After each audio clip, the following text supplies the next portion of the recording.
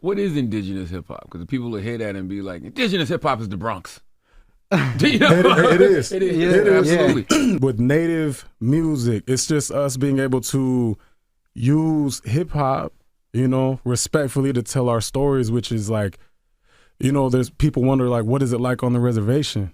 And it's like, yeah, there's overlapping struggles that are similar to like what it, because I live in Omaha, Nebraska. Mm-hmm. And, you know, I know what the hood is like and I know what the res is like. And there's like so many differences that people don't even know of, you know, they're like, be shocked that there's third world countries an hour away from the city and all these luxuries. You know what I mean? And that's where our people come from.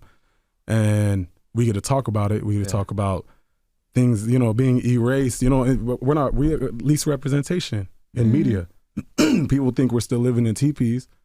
They still think that we have to wear certain things to be seen.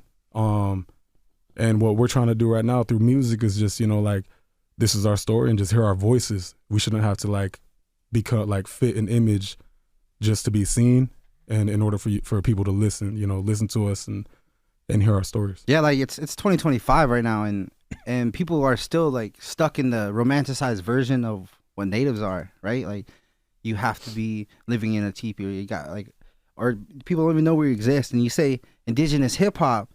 It's funny because on Saturday we just did indigenous hip hop festival in the Bronx, in the South Bronx, and on Friday we met Kool Herc.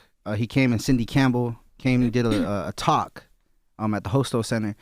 And I got to perform with different indigenous people from all across the Western Hemisphere, from the tips of Chile, Peru, all the way up to Canada, and me representing here. So indigenous hip hop is more like, you know, we understand that where hip hop comes from is Black culture. It comes from here. It comes from the roots of Africa, which is tribal roots. You know what I mean? And the way we relate to it is from an indigenous perspective. Like we relate to the sounds, we relate to the storytelling, and we're not hijacking the culture is what I want to make clear. We're just adding on to it to grow the culture and to be connected more, because hip hop saved a lot of our lives, R&B, hip hop on the reservations, because we heard it as a music of the struggle, music that you could tell your story with. And that's what we're doing. You know, we're relating it.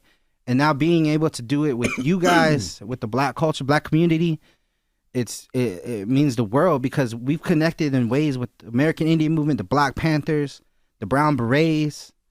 So doing this with music is just another form of connection.